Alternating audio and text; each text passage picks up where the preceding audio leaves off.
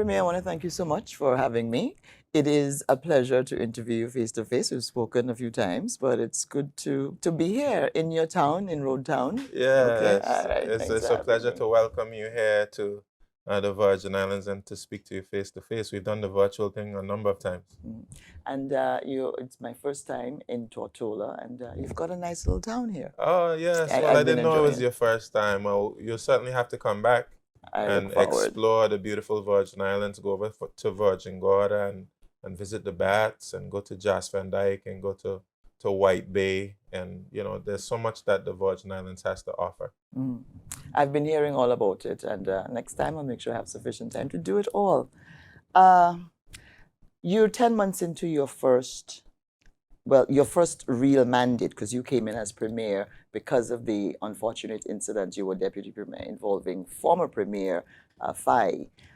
Your own mandate now, almost 10 months in, with an order in council hanging over your head. How has it been? Well, certainly it's difficult, but of course, people elect you to be able to accomplish things in difficult circumstances. So we're laser focused on our progress, making progress in terms of our manifesto commitments, as well as, of course, the implementation of the COI recommendations. And despite the fact that, of course, it is a tough job, we are very happy that we will be seeing the type of progress that we set out in 2023 in the election campaign. Uh, we'll get to the manifesto in a minute, but in terms of the recommendations, because that is a key part of the room you have to govern. Are you making progress on the recommendations? Do you feel like you're getting to a point where at some point the British government will say we can remove this order in council? Absolutely. We set out, you know, 1.5 years ago on this journey of implementing the COI recommendations because we buy in wholeheartedly the concept that we have to reform and that we have to improve our governance. That's not just what the COI told us, that's what our own people have been telling us. That's what the Auditor General, that's what countless different reports told us that we needed to improve. So it's something that we embraced, and of course, we've made a lot of progress. Of course, things don't always go as planned, but what will separate us as leaders in government is how we overcome obstacles, how we push and make progress despite challenges.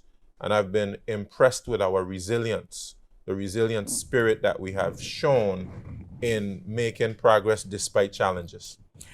How much progress would you say you have made? There were a lot of recommendations. How would you assess the progress that you've made? Well, obviously, we set deadlines for ourselves. And of course, we've learned that perhaps maybe some of those deadlines may not have been realistic. But the important thing for us to understand is that we set to do this process in 2 years. And right now, we are on track to complete it in 2 years. 2 years. So you feel like a lot of the investigations, the structures that needed to be put in place, the audits that were required, the reviews that were required, those are almost completed? Absolutely. We have a number of recommendations. I think it was somewhere around 49. And certainly by May, we expect to be done with the majority of them. They involved audits, reviews, investigations. It required policies to be passed in some instances. It required legislation to be passed in some instances. And while it's tough work, because of course these policies have to be drafted, this legislation has to be drafted, we have to give proper time for consultation with the public, because of course we want this to be done in a democratic way, a way that reflects the will of our electorate. And so we have to give time for democracy to work. And while all of that has been tough, we're still confident that we can get the majority of the recommendations done by our May 31st deadline. Has it constrained your ability to govern in any way? Yes, having a clean system is important, and as premier, that's what you strive for as well. But the recommendations call for a whole new way of doing business structurally. Has it in any way impeded or interfered with your ability to get things done? Has it slowed the process in any way? Well, obviously, when you have to dedicate human resources towards getting some of this work done, it will take you away from other things. But of course, we have a number of other pressing commitments that we've had to balance. And we've done our best to ensure that we're able to deliver in those areas while we do the reforms. But ultimately, it should make our jobs easier. This 2 year period that we've gone through is been difficult. It's been hard work, but ultimately, it should make governance easier by providing clear guidelines, clear policies, adhering strictly to the rule of law, to ensure civil servants and elected representatives to have a certain level of certainty in terms of how we behave. And I believe ultimately that it will improve governance. It will help the public to understand exactly what is expected because we have everything in black and white, all our policies, all our guidelines, all our legislation. And of course, we address some of the areas that caused challenges in the past, which civil servants and other persons would hesitate to be able to operate in those areas without having that level of certainty of what they were doing was correct. You have been criticized in the way you've handled things. One of the things that's been said is that you seem almost obedient to to the UK. Um, are you worried that a misstep can cause them to pull the rug out from under you, and you find yourself in direct rule? Well, one thing that I've emphasized very strongly is that this process has to be democratic, meaning it can't be a process where we're being dictated to. And this is the reason why I've advocated over and over that the ordering council is not the right approach to take. But despite that ordering council, we've sought to do things in a democratic way. Meaning, of course, we go to the people and we seek their views and their advice on the policies and the legislation which we are passing. I've been adhering to that strictly. And if the people tell me there's something that they want or something that they don't want, it's my job to be able to represent that in cabinet and in the House of Assembly. And I've been unfailing and certainly extremely committed to that principled viewpoint. And I haven't been shy about sharing that with the governor, sharing that with the minister of the overseas territories. And what persons might be saying is when you're bending or yielding, perhaps maybe they want you to be very combative. But I believe diplomacy, dialogue, having reasonable, mature conversations are the way of getting things done in a partnership. And what I've emphasized to the United Kingdom is we want a partnership with mutual respect. And in some instances, I haven't always felt like that, but that's something that I've always aspired to, and I encourage them to do the same. And the good thing is, we have a governor here, Governor Bruce. We have a minister of the overseas territories. And thus far, I believe that there's been effort to have that respect, that dialogue, that partnership. And that's something that I hope will continue. Because Governor Bruce, Daniel Bruce, he is fairly new. Yes. There was some combative periods with the previous governor. Yeah. Is there any kind of major change that makes you hopeful that the relationship between the BVI and the United Kingdom can change in any way for the better? Yeah, well, of course, I had a good relationship with Governor Rankin as well. Obviously, I didn't agree with every single thing that he said, and that happens sometimes in relationships. So it's something that you have to deal with maturely. But I learned from the situation with Governor Rankin, and I think Governor Bruce and I have gotten off to a good start by being able to communicate and dialogue very clearly, be very honest and open, and to build a certain level of trust. And whenever you have a new relationship, it's a new opportunity to build trust and to show consistency. So my approach with Governor Bruce has been really just to be open, to be honest, to show consistency, to ensure that we communicate well so that things don't have to spill over into the public. I don't doubt that there'll be disagreements. I don't doubt that there'll be tough moments between us. but I'm hopeful that we're able to handle it in a very mature, respectful manner. Now, your election to government, you have a very, very slim majority. Yes. You almost did not get the government. Had the other side acted more maturely and quicker, they may have been the ones now in power. Do you feel like you're making good progress with the promises you made to the people? Because you really have something to prove now to ensure another term.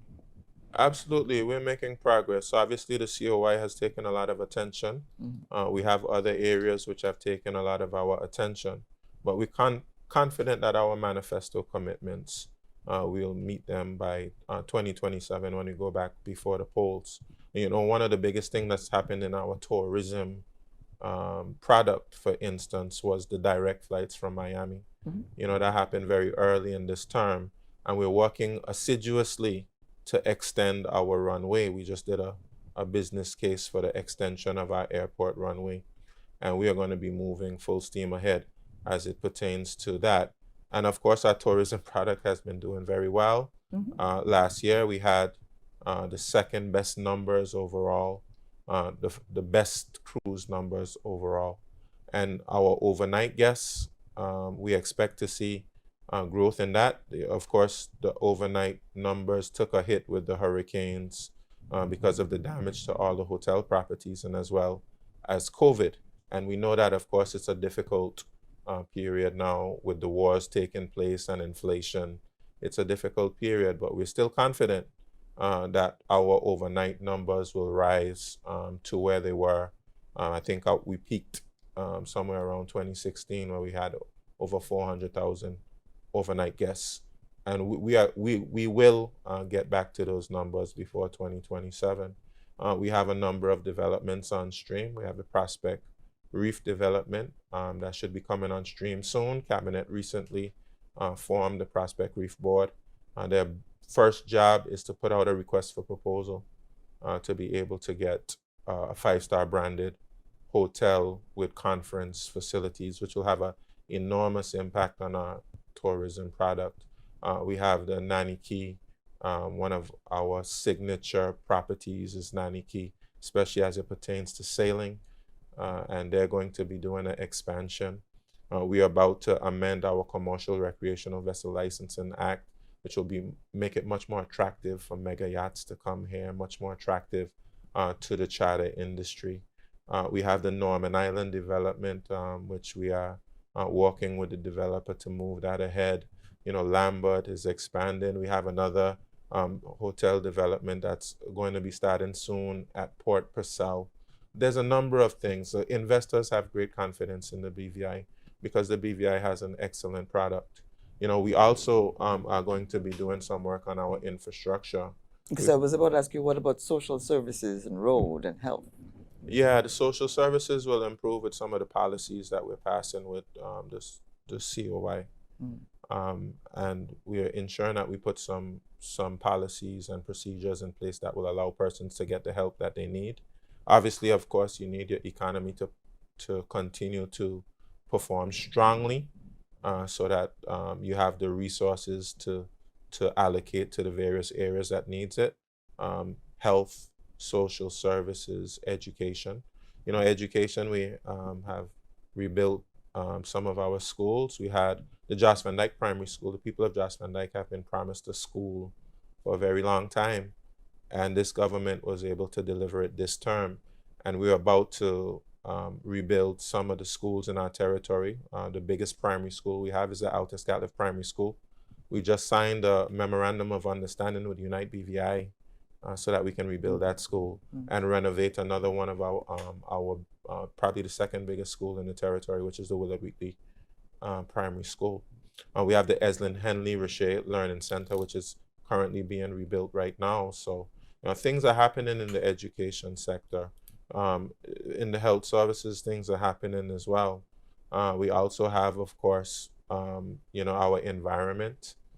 We are about to very soon will be passing a bill to help to protect our environment. That's going to have a massive impact on our protection.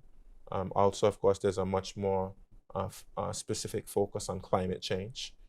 We attended COP 28 in Dubai, and we've been negotiating with the United Kingdom so that we can have more access to resources for adaptation, mitigation, resources to help us with loss and damage.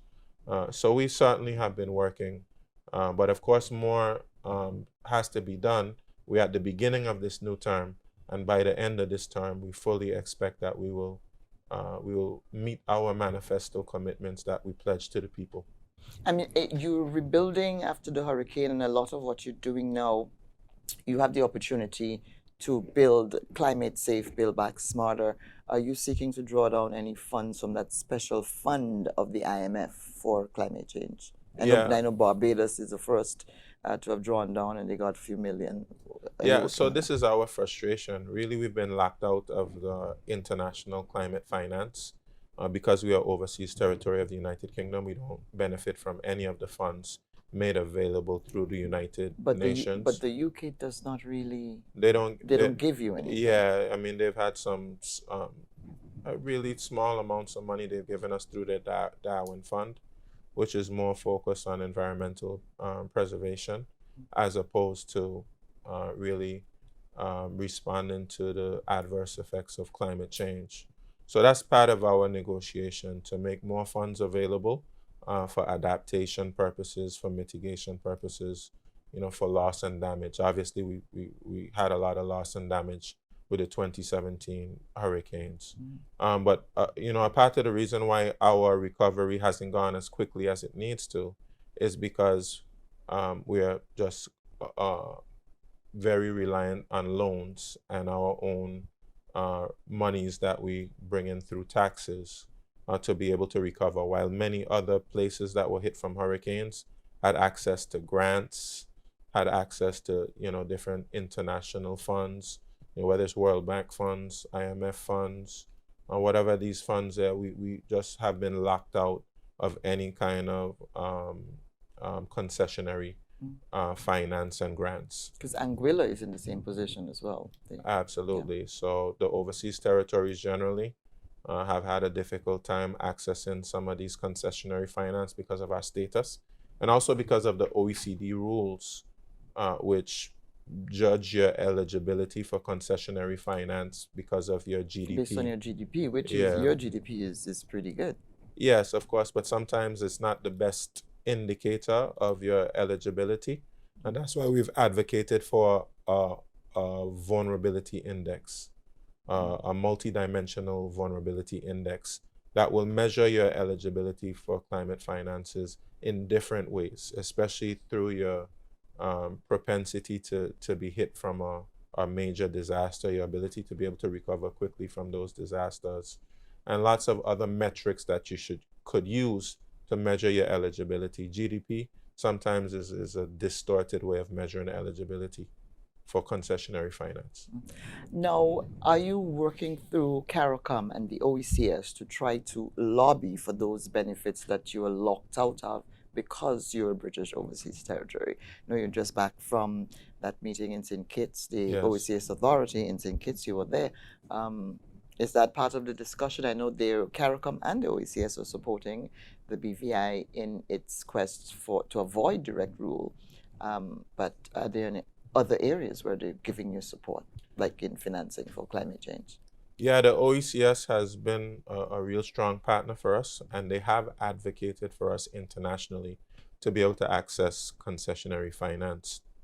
That was actually a topic of the meeting at the OECS heads of government meeting, and we had a good discussion. And the OECS is in full agreement, and in some instances, they've made direct representation to various bodies that the overseas territories challenge a problem of being locked out of this international finance must be addressed. And in some instances, they've really lobbied, and over a long period of time, for even some funds that they have access to, that the overseas territories should be able to get access to those funds as well. And that's an ongoing conversation. We believe after COP28, when we made a very strong argument, in fact, it was facilitated by the OECS.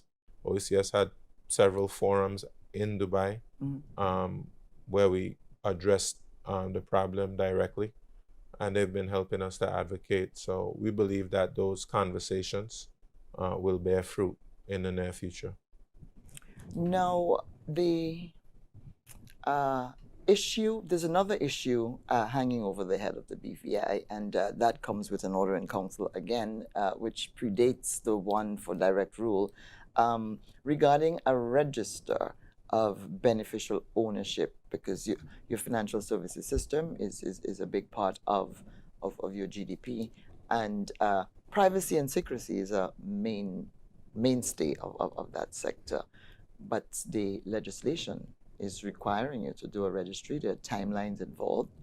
There's opposition in your country to this happening. What are you going to do? Well, we've done a good job thus far. We have a minister for financial services, Mhm. trade, and labor. She, as well as myself, we went to the United Kingdom in November for our joint ministerial council, and we had direct conversations with the United Kingdom on this particular issue.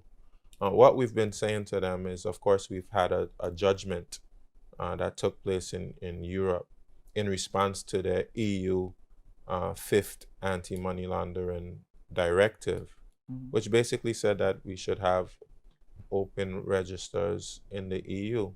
That was challenged by the courts, and that Mhm. was overturned by the courts because you basically just can't have unfettered access to your registers. Mhm. Persons have a constitutional right to To privacy, privacy. and they Mhm. have a constitutional right to have their data protected.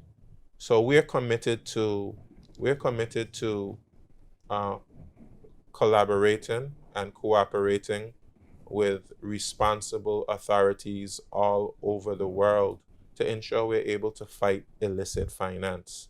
That's something we're serious about. We've always been committed to being regulated at the highest levels, whether it's through the Financial Action Task Force, whether it's Mhm. through the IMF, whether it's through the OECD.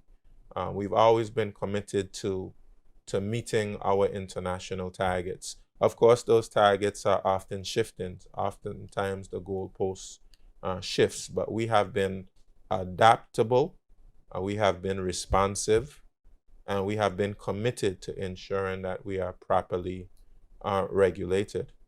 So even when challenges arise, when things are pointed out to us that we can do better, we certainly strive to do what needs to be done to ensure that we are well regulated financial sector.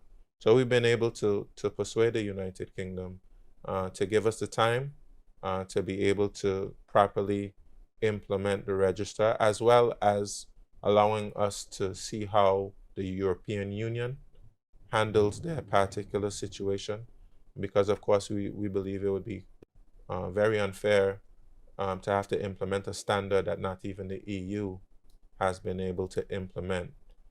So we have to pay Mhm. attention to what's happening internationally, while at the same time, we have to ensure we do all we can right now to meet our targets from multilateral agencies like the Financial Action Task uh, Task Task force. Force. Yeah. Mhm. Premier, the reputation of the BVI took quite a hit with that fiasco with the former premier Andrew Yes. Fai. Um, some developments recently. He was found guilty. He's facing, I think it's 25 to life imprisonment. There have been some new developments with jurors saying that the verdict they gave was not really their verdict. Some believe that the former premier was actually set up by the United Kingdom because of his severe opposition to the UK having their hand in what's happening in the BVI. What is your reaction to all that is happening right now with the former premier? And do you think that the reputation of the BVI has taken a renewed hit because this is back in the news and back on the front burner? Well, obviously, of course, when the arrest first happened, it was shocking to everybody. Made headlines certainly around the world, and that would be difficult for any government to deal with. But what we have been emphasizing is that we as a government are committed to good governance. Even all that we're doing with the Commission of Inquiry, what we're doing as it pertains to the Financial Action Task Force, ensuring that we adhere to their recommendations and improve our fight against illicit finance. All of those things can give the international community confidence that we have a stable government that's committed to good governance, the adherence to the rule of law. And it's really important for us to let persons know that. As it pertains to the former premier's trial, certainly I believe in persons having a fair trial. Of course, in the United States, persons can have access to trial by jury, where persons are judged by a jury of their peers. Of course, they came back with a verdict. I did issue a statement after that, and then we saw something really that I believe is unprecedented in the United States, with reports that two jurors basically changed their mind. And I know that the judge asked for submissions, and certainly we in the BVI, we're going to pay attention to that particular situation as to what the judge decides based on the information that's come before the judge. But we'll probably reserve judgment until that information comes out. But certainly unprecedented. But we in the BVI, we're moving forward. Obviously, we have to move forward. In the case, it's a case of jury tampering, sorry, and it could be a case of jury tampering. Some jurors seem to be hinting that they were approached by people and there's some bit of a shenanigan going on there. And if in fact it turns out to be that, it could be his ticket home. We can see Fi back on the political scene in the BVI. Yeah, well, I mean, I think the important thing is for us to wait to see what the judge has to say. Of course. Either way, of course, the persons who are paying very close attention to it. But I think it's important for us to see what the judge has to say. But the important thing is, regardless of the outcome, the BVI is committed to good governance, strengthening the integrity of our systems, and to ensure that if anyone does wrongdoing at all, that we have the systems to be able to capture that, to arrest whatever behavior of wrongdoing, and that we have a strong justice system that will give persons, fair opportunity to be able to defend themselves if accused of a crime, and then that justice would be done. As a deputy premier, did you have any sort of advance notice that the former premier was in the crosshairs of law enforcement? I had no inkling of anything taking place of that sort. It was a complete shock and surprise to me. Have you reached out, spoken to his lawyers, his family? Have you had like a full hands-off approach on this matter? I've generally been very focused on governance of the territory, but of course I've sent my best wishes to his wife and his family, his mother, of course. We are a small community, and certainly as a small community, we are aware of the impact that this would have had on family members, of course, and we send our thoughts and prayers to them. All right, Premier, I want to thank you so much for giving me your time, and it was a pleasure speaking with you once again. Thank you so much. And remember, you have to come back to the BVI very soon. Invite me back, and I will be here. Okay, wonderful. All right.